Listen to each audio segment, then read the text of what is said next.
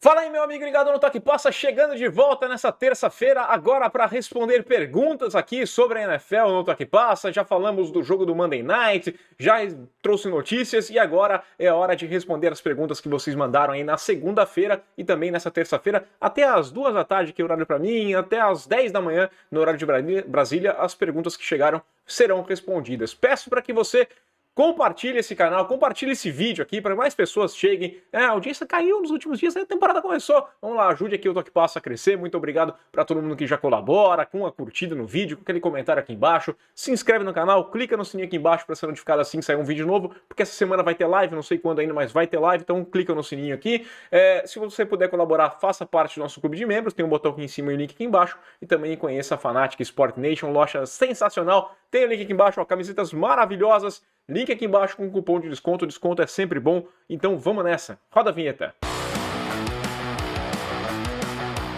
Vou tentar fazer esse vídeo aqui num tom mais descontraído, batendo um papo. Daí eu coloquei todas as perguntas aqui já separadas e eu vou passando por elas e respondendo aqui. A gente faz um clima mais de bate-papo, começando pelo Sérgio Teodoro, que mandou a pergunta aqui. Belata, já posso sonhar com os meus Dolphins campeões da divisão? Um abraço de Tatuí, em São Paulo. Um grande abraço para Tatuí.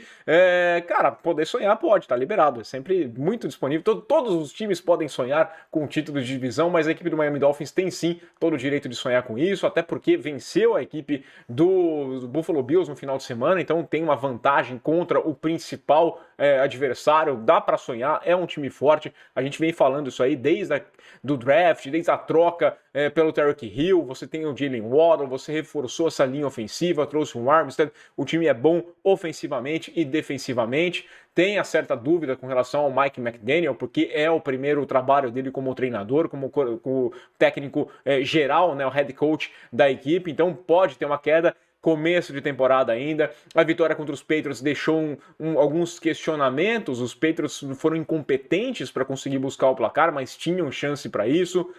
Contra os Ravens, jogou mal em 3 períodos, né? Jogou bem o final, ganhou o jogo ali. Contra os Bills, pegou um time dos Bills bem desfalcado, mas teve o mérito, venceu. Se tivesse um segundinho a mais, um segundinho a menos, tanto faz. Venceu a partida, o que importa são as 3 vitórias lá. Tem condições sim, mas não tem nada decidido. Muito campeonato pela frente, mas sonhar sempre tá liberado. Sempre que me perguntar pode sonhar, eu vou dizer que pode sonhar. O Chris no Seahawks, que perguntou aqui, nesses 3 jogos em Denver, o Wilson não fez nada que o Drew Lock não faria. Pesado, mas verdadeiro. O time que estava a um QB de ser bem sucedido, né? Era o time que estava a um QB de ser bem sucedido. Como consertar esse ataque? Essa é a pergunta que valeria muito dinheiro se eu levasse lá para o Nathaniel Hackett, né? Eu podia chegar lá pro pessoal e falar, vocês contrataram o Hackett, mas eu sei como resolver esse ataque, todo mundo quer saber. Eu acho que falta um pouco de entrosamento e falta um pouquinho também do Russell Wilson. Não estou gostando desse começo do trabalho do Russell Wilson lá em Denver, né? Acho que tá um pouco desajustado. Eu não sei se é uma situação de falta de entrosamento, se é uma questão do playbook, como foi preparado, se o Hackett não está sendo um bom treinador de fato. Eu sei que ele está confuso e isso daí pode pesar tudo na hora, mas é uma pergunta difícil. Eu acho que com o tempo ele vai entrando em sintonia, né? Mas o Russell Wilson precisa entregar um pouco mais. De fato, ele não está fazendo nada que o Drew Lock não teria feito. Quer dizer, talvez o Drew Lock tivesse lançado mais algumas interceptações, é só essa questão. Então pelo menos ele está tendo controle da bola. O Arthur BCP, ele perguntou aqui, se o Hurts é MVP e o Sirianni é Coach of the Year, se ele tá maluco. Não, tá liberado. Nesse começo de temporada não existe a menor dúvida que o Hurts tem que ser questionado, tem que ser posicionado como um dos candidatos ao MVP e o Sirianni como melhor técnico da temporada. Eu já fiz aqui um meia-culpa, já falei que eu queimei minha língua com relação ao Sirianni, porque quando ele chegou nos Eagles, ele deu uma entrevista que foi pavorosa, foi desastrosa, e eu fiquei preocupado, eu falei, acho que não tem muito futuro não, e ele fez um bom trabalho no ano passado, segue esse bom trabalho, tem ótimas peças para montar um time e está entregando um time muito competente. O Hurts entra na temporada também com o peso nas costas, precisa ser um bom jogador. Todo mundo falando aqui, a equipe dos Eagles até fez trocas ali para manter algumas picks, para pensar em um quarterback, se for o caso, para o ano que vem, mas ele está entregando muito bem no começo da temporada. Assim como eu falei para os Dolphins, começo de ano, muita coisa pode mudar ainda, então a gente não pode cravar que vai ser assim até o final da temporada. Se continuar assim, não tem o se, né? Se continuar assim, eles vão ganhar 17 jogos, os Dolphins vão ganhar 17 jogos, teremos o Super Bowl entre Tua e o Hurts. A Alabama ficaria bem feliz, mas aí no fato alguém ia perder, então não tem como. Muita coisa vai acontecer daqui até o fim da temporada. O Johnny Custódio mandou aqui, falou assim: meu Jaguars mandou muito bem nessa semana. Duval, belo Jaguars, tá muito bom de se ver. Tem uma dúvida referente a passes. Qualquer jogador pode lançar, porque eu vi um passe de wide receiver, depois vai lá e lança para outro jogador. Aí ele falou, desculpa a pergunta de iniciante. Não tem essa não, tá? Comecei a acompanhar a NFL ano passado.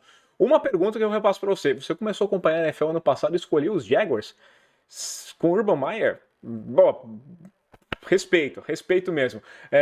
Não, mas, pô, é legal. O Jaguars é um time legal de acompanhar também, tá, vai melhorar. Eu sempre falo, eu escolhi os Patriots quando eles perderam o Super Bowl, lá em 97, né? E depois, né, as coisas melhoraram e aí você vira modinha. Quem sabe um dia a gente chame você de modinha por torcer pelos Jaguars. Cara, seguinte, qualquer jogador pode fazer um passe para frente desde que ele não tenha ultrapassado a linha de scrimmage. Passe para trás, todo mundo tá liberado, o tempo que for, o campo inteiro, se o wide receiver recebeu o passe. A questão é, você deve ter visto uma jogada em que o quarterback faz um passe pro wide receiver passa de volta e depois tem um passe para frente. Essa jogada pode acontecer, mas esses passes têm que ser para trás. Esses dois primeiros passes são para trás, só pode um passe para frente, isso sem o jogador ultrapassar a linha de scrimmage. Eu falei que quase todo mundo pode fazer o passe porque jogadores de linha de ofensiva, eles não podem passar recebendo um snap, né? Eles só podem passar a bola se por um acaso acontecer um fumble, eles recuperarem atrás da linha de scrimmage e aí eles podem tentar um passe, o que não é nada recomendado, mas wide receivers, tight ends, running backs, todo mundo pode fazer o passe para frente desde que a jogada seja essa. Apenas um passe para frente antes da bola cruzar a linha de scrimmage. Né? Linha de scrimmage é a linha inicial da jogada. Após a pergunta aqui do GB, após tantas novelas do Rodgers em Green Bay e hoje tendo nenhum recebedor decente, a renovação o calou? Porque não faz sentido, o Adam sai depois ele de pedir tantos reforços, não é possível que na real o que ele queria era só ganhar uma grana a mais.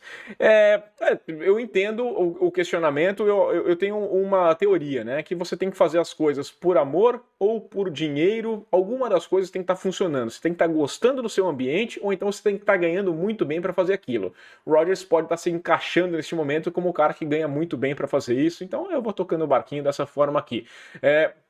Eu entendo que na negociação do contrato ficou bem claro que ou os Packers iam pagar o quanto ele queria receber ou iam conseguir segurar o Adams. Talvez o Adams já tinha dado a letra que não queria ficar lá, que queria jogar com um amigo dele, o Derek Carr, talvez esteja arrependido nesse momento, mas talvez tenha acontecido isso e ele optou, falou, não, vou pegar minha grana e a gente vai seguir o resto da carreira dessa forma. Talvez ele tenha desencanado nesse ponto ali. O ponto é que antigamente ele não estava com grandes recebedores, não davam novas armas para ele e ele não estava recebendo tanto dinheiro assim. Então agora ajustou dessa forma pelo menos.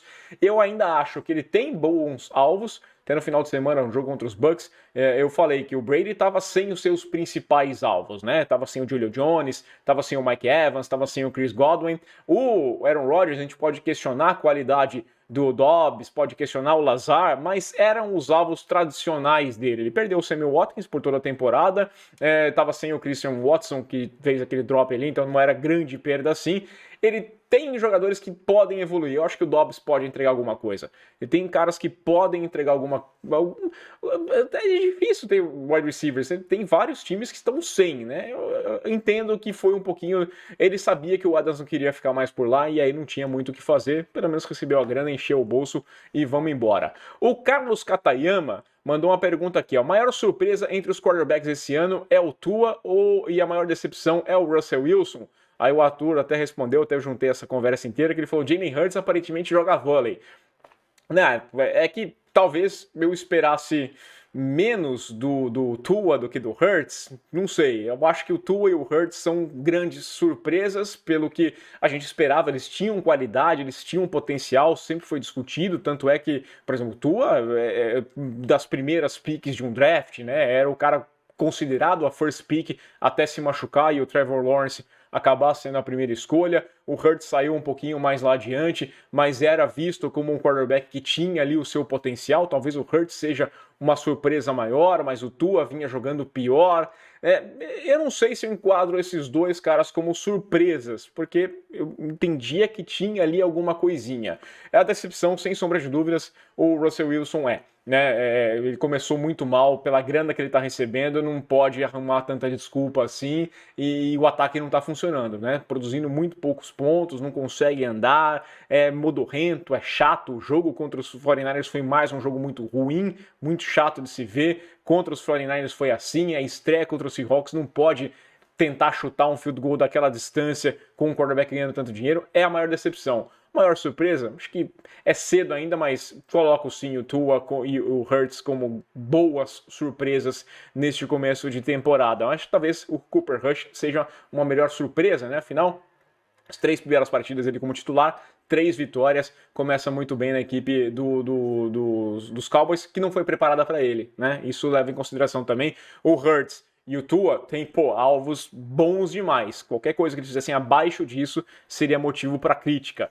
O Ricardo Correia, que falou assim: olá, Rafa, terceira rodada 0-3, temporada dos Raiders já foi pro espaço? Esgotei meu estoque de engove no jogo dos Packers e Buccaneers e 49ers em Denver, Broncos ruins de doer. Foram ruins mesmo, trabalhei em um deles ali, triste falar que um jogo entre Rodgers e Brady foi ruim, mas de fato foi.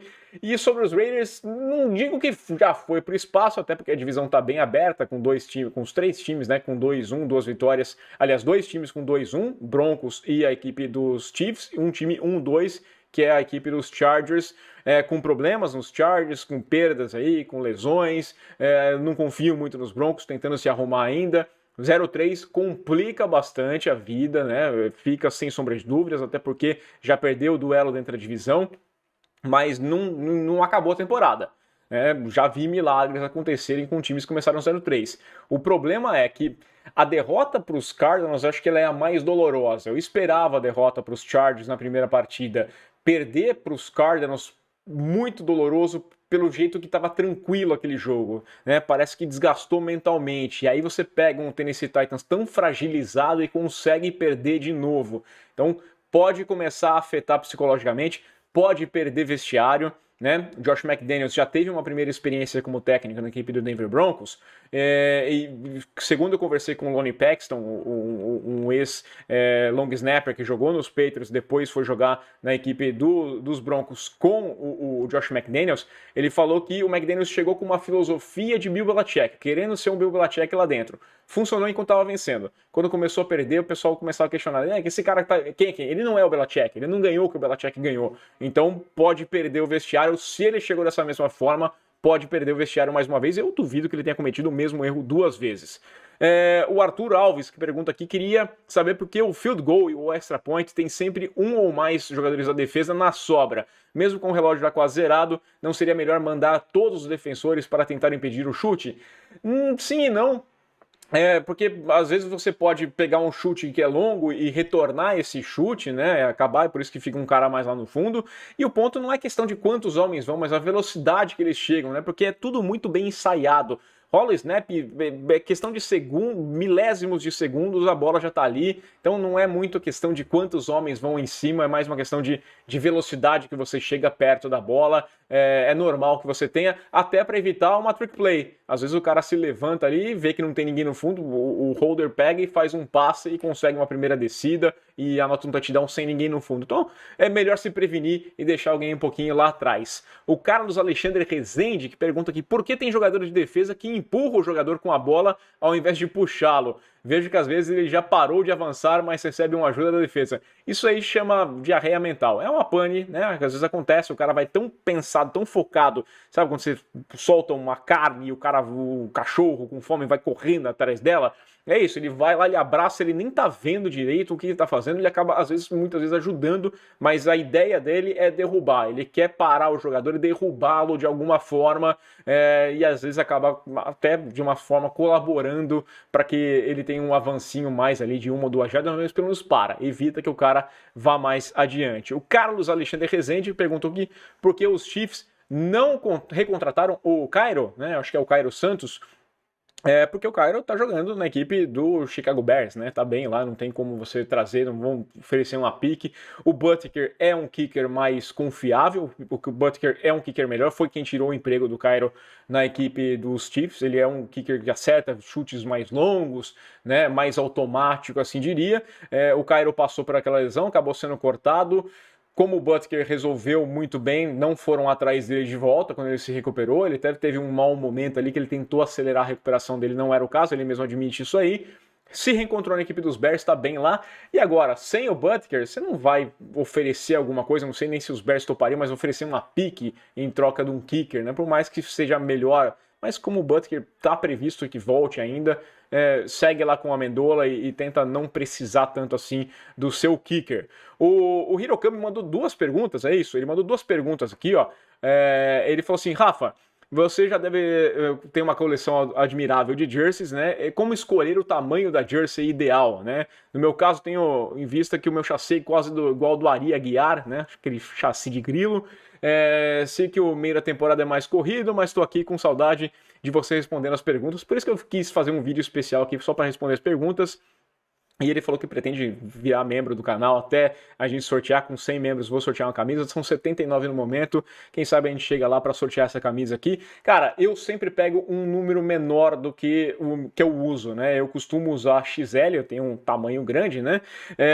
Mas as camisas do futebol americano eu pego a L, porque os americanos têm um tamanho maior do que o meu. Então vai num a menos. Se você tradicionalmente usa camisetas M, por exemplo, vai na S que vai dar certinho.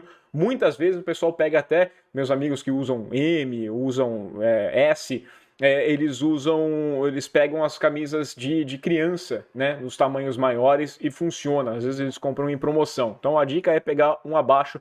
Já fiz besteira de comprar camisa XL que fica parecendo um vestidão para mim, nem consigo usá-las mais. Outra pergunta que ele mandou é o que acha de torcer por mais de um time. Quando eu conheci a NFL, eu achava que a rivalidade por estado e não conhecia divisões, então me identifiquei com os Saints e com os Dolphins, mas simpatizo com outros times por torço mais pelos jogadores do que as franquias em si. Cara, tá liberado, você pode torcer para quem você bem quiser. Eu acho que assim, o que não é legal é, por exemplo, torço pros Dolphins. Aí os Bills começam a ganhar, troquei os Dolphins pelos Bills. Isso eu não acho legal, mas também tá liberado, não tem problema nenhum. Não vou julgar você, pode torcer para quem você bem entender. Eu torço pro New England Patriots e eu tenho um carinho por algumas outras equipes. Por exemplo, pelos Vikings, por ter ido para Minnesota e ter sido tão bem recebido, né?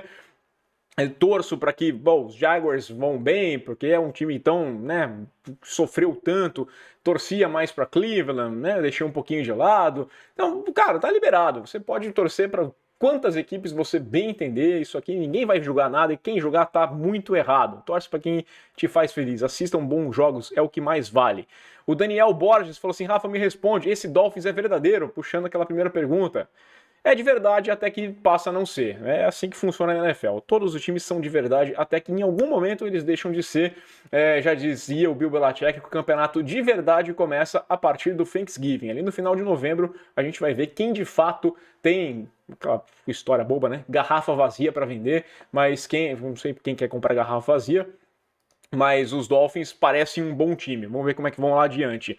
O Ademilton Santos que pergunta aqui o que está acontecendo com o LA Chargers. Cara, lesão, né? Lesão é complicado. Agora perder o Slater é difícil. Ficar sem o Joe Bosa por um bom tempo. O Herbert nessa situação. Eu acho que complica bastante a temporada. Não gosto do Brandon Staley. Eu acho que ele é um treinador que não mostra evolução, né? Já venho criticando ele algumas temporadas. Toma atitudes erradas. Tenta ser mais ousado quando não é. No começo da temporada ele evitou ali uma quarta descida quando ele tinha que ter ido, então ele não sabe muito bem, parece que não aprendeu muito bem a hora de ser mais ousado, de ser mais agressivo. A primeira derrota, né? Eu até entendo que a derrota para os Chiefs era normal, mas não podia ter tomado o pau que levou da equipe dos Jaguars. Não acho que deveria ter usado o Herbert da forma que usou, machucado, correndo o risco de comprometer o cara mais adiante. Para mim é falta de comando, né? Acho que a equipe dos Chargers tem esse problema há algum tempo já e o treinador é fraco. O André Augusto que pergunta aí, qual o maior entrave para os Steelers irem bem nesse ano? Quarterback, né? Acho que o Matt Canada, o coordenador ofensivo, é um problema, mas quarterback, acho que o Trubisky não está à altura da história dos Steelers. Não sei se o Pickett está, mas eu tentaria por ser algo novo. Do Trubisky não vai sair nada mais do que isso. E eu acho que o Matt Canada é um treinador que é fraco. Ele é um coordenador ofensivo sem muita criatividade, que poda muito, mesmo sendo Trubisky, tá abaixo. A questão é mais em relação ao ataque. A defesa tem os problemas. O Hayward tá entregando menos do que deveria entregar, né? Também é uma situação, mas eu acho que o problema principal para os Steelers é o ataque. Normal, tá, gente? Eu acho que tem que ficar bem claro isso aqui. Não é toda semana, não é todo draft que você vai encontrar um Big Ben, um Tom Brady, um Aaron Rodgers. Todos os times que perdem seus quarterbacks sofrem. Olha os Broncos como estão sofrendo desde que o Peyton Manning se aposentou. Olha como os Colts estão sofrendo desde que o Peyton Manning saiu da franquia. Não é do dia para a noite. Você não tem um cara desse toda hora. Os Packers podem vir a sofrer. Ah, mas eles saíram lá do Brett Favre e foram para o Aaron Rodgers. Sim, deu certo. Às vezes acontece. Rola disso acontecer, mas não é sempre que acontece isso aí. Os Dolphins sofrem desde a saída do Marino. É assim, cara. É assim que funciona.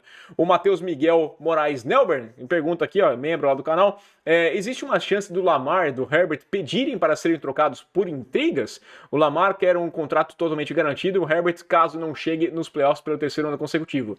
Poder sempre pode, né? Eu sempre gosto de responder isso aqui. Poder é muito liberado, poder é muito vago, né? Poder pode, mas eu não acredito. Em primeiro lugar, porque o Lamar pode querer um contrato totalmente garantido, mas eu duvido que ele arranje isso na liga. Tá? O pessoal ficou muito bravo com os Browns por dar um contrato totalmente garantido. Já falei qual que é o caso. Então você vai pegar e dar um contrato de 250 milhões garantido, o cara vai receber por 5 anos. Ok, mas esses 250 milhões a NFL exige que sejam colocados numa conta bancária e fique lá bloqueado. Você não pode mexer nesse dinheiro. Quem tem 250 milhões para colocar lá e não mexer nada, toda a grana garantida de contrato deve ficar bloqueada num banco, não importa que o cara vai receber lá. É garantido, é dele, ele vai receber lá na frente. Não tem essa história, mas isso aqui vai render, o ano que vem eu pago. Não, tem que ficar lá preso, por isso os times não querem isso. Dinheiro parado é péssimo para milionários, para investidores, porque não rende, né? Então essa é a situação. E o Herbert, eu não acho que ele vai querer, né? Talvez a gente tenha mudança de comando técnico, eu acho que ele está bem identificado ali, ele gosta do time, ele sabe que ele tem um potencial. Calma ainda, eu não vejo ele criando essa novela tão em breve. Acho que é mais o cara pedir para ser trocado, depende do ego do jogador também e de olhar esse horizonte, de ver esse futuro para onde a franquia está indo. Eu vejo os Chargers se esforçando para ganhar alguma coisa, então eu não pediria, se eu sou o Herbert, eu não pediria para sair. Eu vejo que o time quer sim ganhar, ao contrário, por exemplo, do que acontecia na equipe dos Texans, que estava indo de mal a pior, trocando seus principais jogadores, o time caindo pelas tabelas, por isso o Deshaun Watson falou, não quero mais jogar aqui, e forçou uma troca. O Diego Santos pergunta aqui, os Buccaneers podem tentar trazer algum reforço para a linha ofensiva nessa temporada? E os Cowboys continuam vivos com esse 2-1 sem o Dak? Ou vão ser como o Seattle no ano passado? Eu acho difícil ser como o Seattle, eu acho que segue vivo, né? A NFC é menos competitiva nessa temporada. O Cooper Rush está entregando bem, acho que tem potencial, a defesa é muito forte, o trabalho do Dan Quinn é muito bom na defesa, então acho que a equipe dos Cowboys segue viva. E a questão do buscar uma linha, os Buccaneers, sim, pode buscar, né? É até normal, perdendo os jogadores do jeito que eles estão perdendo, precisa de reforço para essa linha ofensiva, o problema é achar. Não tem aí linha ofensiva disponível no mercado a um preço módico, né? Que esteja free agent muito menos, que alguém tope uma troca, que seria um preço muito exorbitante. Então pode, mas acho difícil. O Lucas Sartori pergunta aqui, ó, se o Dallas Cowboys vão não perder, se o Dallas Cowboys não perderem até a volta do Dak, irá existir alguma dúvida sobre o quarterback? Eu acho que vai ter um comentário, vai ter uma discussão natural, mas eu acho que o Dak volta numa boa como quarterback, mas ele vai ter que entregar a altura, porque se começar a cair de qualidade, aí sim surge o debate. Pelo contrato do Dak Prescott, a posição é dele, ele estando disponível, ele vai recuperar a posição de titular, mas vai ter que entregar a altura do Cooper Rush, sem sombra de dúvidas. O Maurício Rodrigues pergunta aqui, vou deixar a minha pergunta, principalmente com o running back. Por que principalmente com o running back se fala jardas de scrimmage e não simplesmente jardas como em todas as estatísticas? Porque as jardas de scrimmage é quantas jardas ele conquistou no total. Pode ser recebendo o passe ou então correndo com a bola. A gente faz essa diferenciação. tantas jardas corridas, tantas jardas recebidas. Geralmente acontece mais com o running back, que recebe mais passes do que o wide receiver que corre com a bola. No caso do Deebo Samuel, que é aquele wide receiver que corria mais, aí a gente falava muito mais no termo de jardas scrimmage. Essa situação apenas. O Gustavo Zamaro que pergunta aqui, ó, tem uma pergunta esdrúxula? Nenhuma pergunta esdrúxula. Um caso hipotético, e na loucura do field goal rolar um fake e o holder dá uma de quarterback e o kicker corre para receber. É válido? É ilegal? Não, é válido. Tá livre. Você pode fazer o trick play que se quiser. Inclusive tem muito holder que era quarterback, que é o quarterback reserva. Às vezes o cara tá lá para fazer uma jogadinha dessa aqui. Sempre fico pensando nessas jogadas malucas. Eu não sei se vale sim, tá liberado. Só que é um risco, né? Passou errado, aí se deu mal e Inês é morta. Então tem que tomar cuidado na hora de fazer isso. E a última pergunta aqui, o vídeo ficou até mais extenso do que eu imaginei que ia ficar, mas 21 perguntas, tá bom, né? O Ricardo Correia, Leak Seattle deve ser vendida o Seattle Seahawks deve ser vendido em 2024. Membros de uma mesma família podem ter 2 times na NFL, por exemplo, o filho do Jerry Jones poderia comprar o Seattle Seahawks. Abraços.